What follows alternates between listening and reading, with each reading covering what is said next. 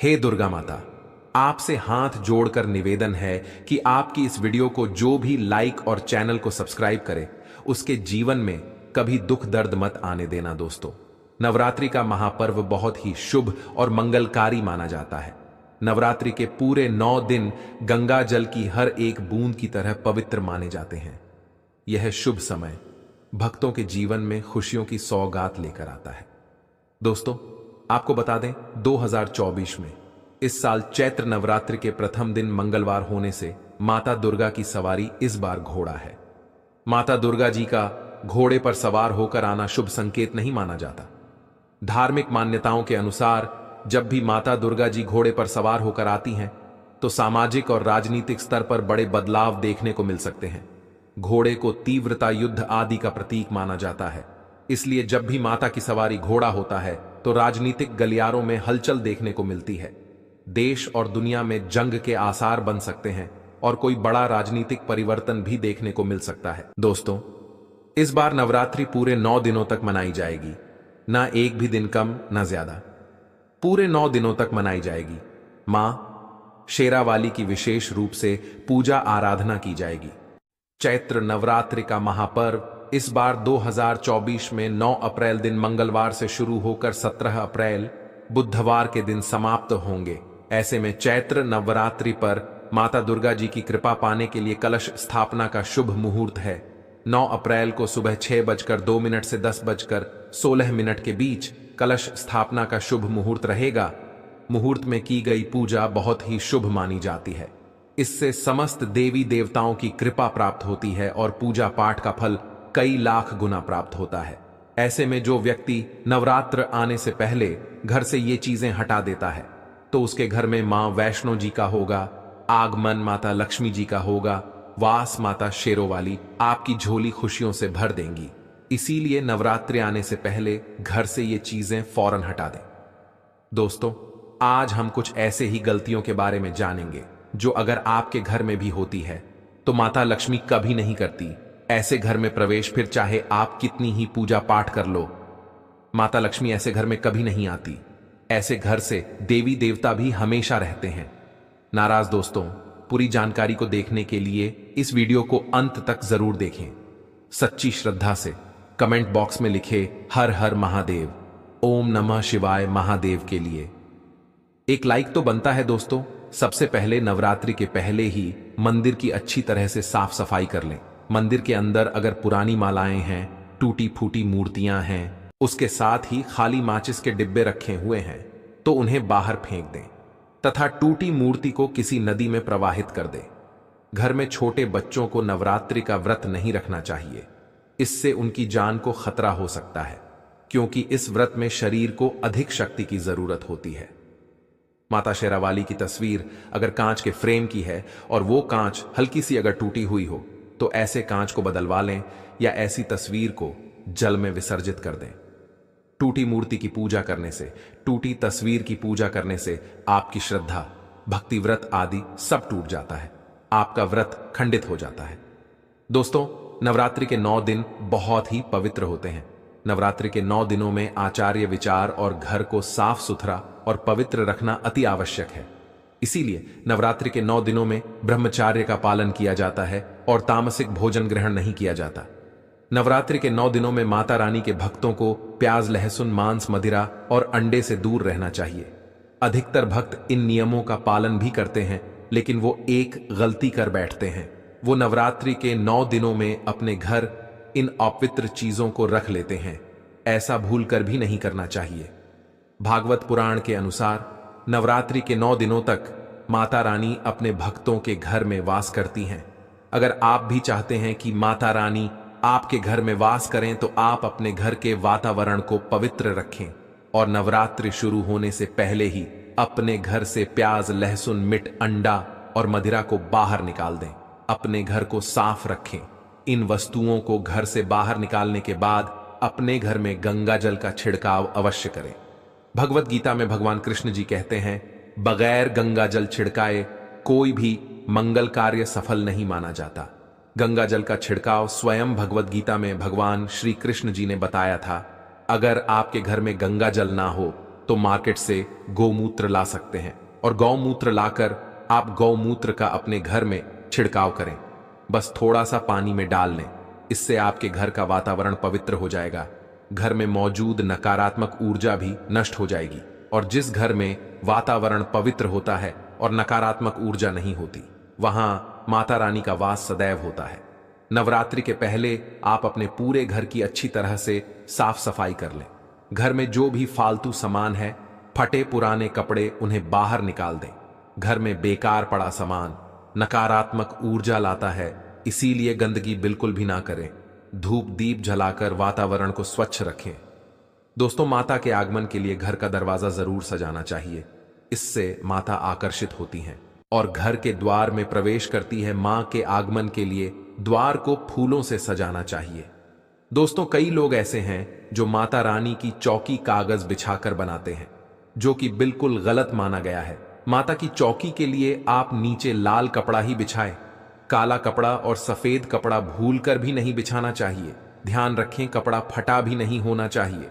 दोस्तों, अगर आपके घर में देवी देवताओं की खंडित मूर्तियां या फटा हुआ चित्र अगर हो, तो उसे किसी पवित्र नदी में विसर्जित कर दें, क्योंकि ऐसी मूर्तियां और चित्र दुर्भाग्य लाती हैं। देवी देवताओं की खंडित मूर्ति की पूजा ना करें और ना ही उन्हें घर में रखें, क्योंकि उन्हें घर में रखना बुरा माना जाता है। दोस्तों, वहीं अधिकतर लोग अपनी छत पर या अपने घर के मुख्य दरवाजे के आसपास कबाड़ इकट्ठा कर देते हैं। ऐसा करना अशुभ माना जाता है। अगर आपने भी अपने घर में घर के मुख्य दरवाजे पर या छत पर या फिर खासकर घर के उत्तर दिशा में कबाड़ इकट्ठा कर दिया है, तो नवरात्रि शुरू होने से पहले उस कबाड़ को घर से अवश्य ही निकाल दें। दोस्तों, यदि आपके घर कोई भी बंद घड़ी है, तो नवरात्रि शुरू होने से पहले उसे अपने घर से हटा दें और नई घड़ी ले आए या उसे सही करवा लें। घड़ी को प्रगति का प्रतीक माना जाता है। बंद घड़ी समय से पीछे चलने वाली हमारी प्रगति में बाधा डालती है। इसीलिए नवरात्रि शुरू होने से पहले ही आप बंद घड़ी को घर से बाहर निकाल दें। दोस्तों, अगर आपके घर के मंदिर में किसी भी तरह का कोई फालतू सामान रखा है, जैसे कि साड़े गले, फूल, अगरबत्ती, धूप बत्ती के डिब्बे या माचिस आदि के डिब्बे, या कोई भी खाली पैकेट मंदिर में ना रखें, या फिर कोई फटी पुरानी धार्मिक पुस्तक या भगवान के कोई पुराने कपड़े जो फट गए हैं या मुकुटमाला जो खराब हो गई है, तो उन्हें आप जितना जल्दी हो सके अपने मंदिर से हटा दें। नवरात्रि से पहले आप अपने मंदिर की और मंदिर के आसपास की साफ सफाई अवश्य ही करें, तभी माता रानी की चौकी स्थापित करें। इसके साथ ही आप अपने धन रखने के स्थान की सफाई भी अवश्य करें, क्योंकि नवरात्रि के दौरान माता लक्ष्मी भी गृह प्रवेश करती हैं। धन रखने के स्थान पर किसी भी तरह का कोई भी फालतू सामान, टूटा हुआ सामान ना रखें। धन रखने के स्थान को मंदिर की तरह ही साफ रखें। नवरात्रि के दौरान माता रानी की पूजा में कौड़ियों को शामिल करें। माता रानी के साथ साथ रोजाना कौड़ी का भी पूजन करें। इसके बाद आप कौड़ी को धन रखने के स्थान पर रख दें। ऐसा करने से बरकत हमेशा होती है। अगर आपके पास पुराने जूते चप्पल इकट्ठे हो गए हैं, तो नवरात्रि से पहले उन्हें घर से बाहर निकाल दें। पुराने जूते चप्पल की अशुभता के कारण ही घर में नकारात्मक ऊर्जा आती है और घर में अशांति और कलह का माहौल रहता है। नवरात्रि आने से पहले घर से जाला निकालना ना भूले। अगर जिस घर में जाला होता है, उस घर में माता रानी कभी वास नहीं करती। साथ ही साथ टूटे फूटे बर्तन अगर घर में पड़े हैं या टूटा हुआ आईना भी अगर घर में हो, तो उसे भी निकाल दें। घर में टूटे फूटे ईंट पत्थर भी नहीं रखना चाहिए, इससे माता लक्ष्मी नाराज हो जाती हैं। अब हम जानते हैं नवरात्रों के दौरान क्या नहीं खाना चाहिए और क्या नहीं पीना चाहिए, और कौन सा फल खाने से व्रत संपूर्ण और सफल हो जाता है। दोस्तों, नवरात्रि के दिन सेब जरूर खाना चाहिए। शास्त्रों में बताया जाता है कि भगवान के भोग में सेब आदि जरूर अर्पित किया जाता है। अगर आपका व्रत है तो आपको सेब जरूर खाना चाहिए।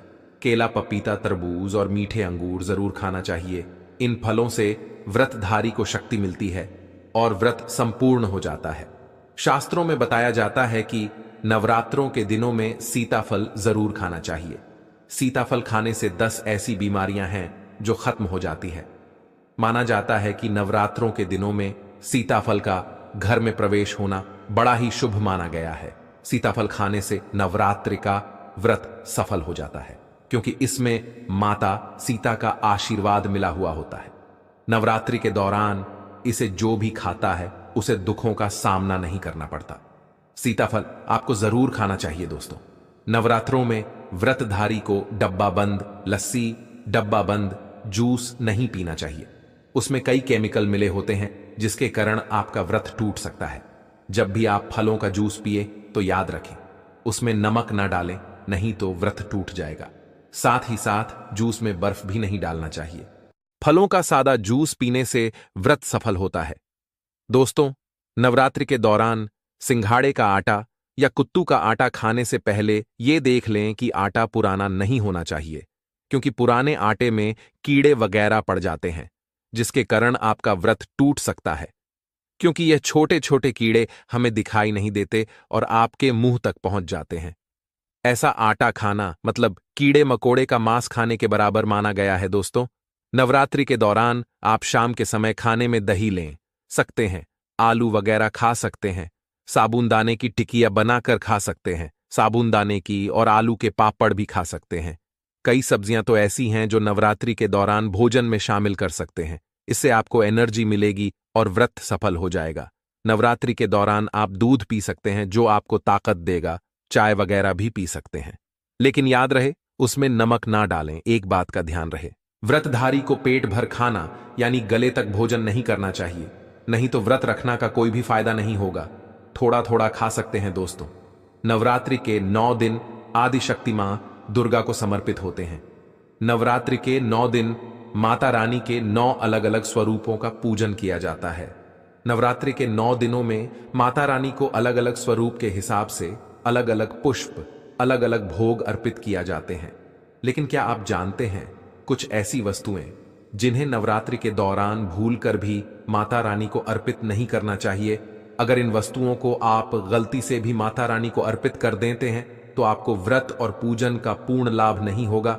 इसीलिए माता रानी की कृपा प्राप्त करने के लिए आपको यह जानना अति आवश्यक है कि वो कौन सी ऐसी वस्तु है जो माता रानी के पूजन में भूल कर भी इस्तेमाल नहीं करना चाहिए। तो आइए मां का जयकारा लगाते हुए वीडियो को शुरू करते हैं।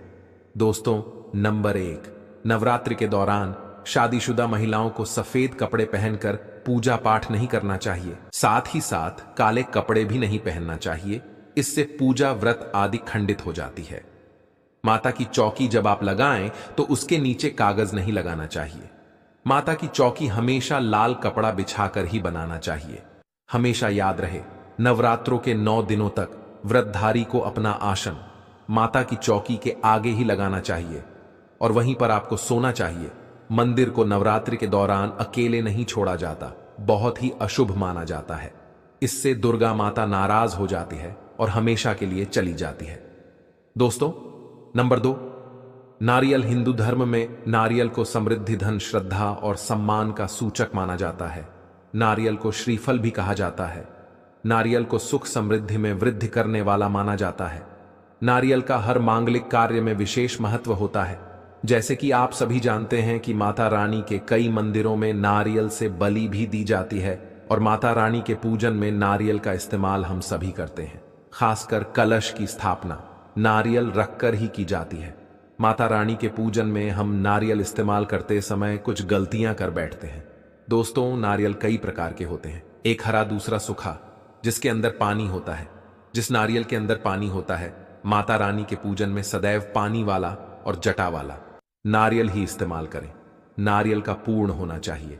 नारियल चटका हुआ या टूटा हुआ नहीं होना चाहिए, क्योंकि साबुत नारियल ही पूर्ण और पवित्रता का प्रतीक होता है।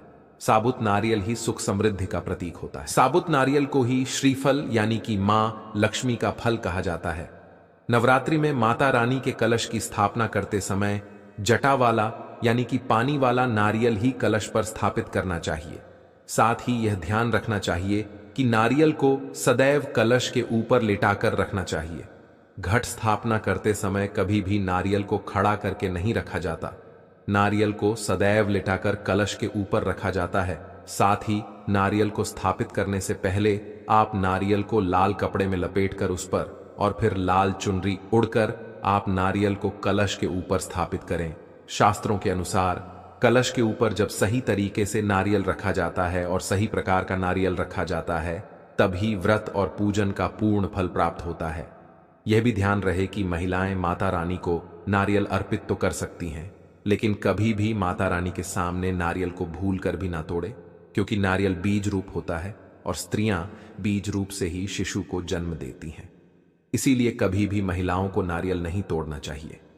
दोस्तों, नंबर 3, लौंग हम सभी माता रानी के पूजन में इस्तेमाल करते हैं, लेकिन लौंग का इस्तेमाल करते समय एक बहुत बड़ी गलती कर बैठते हैं।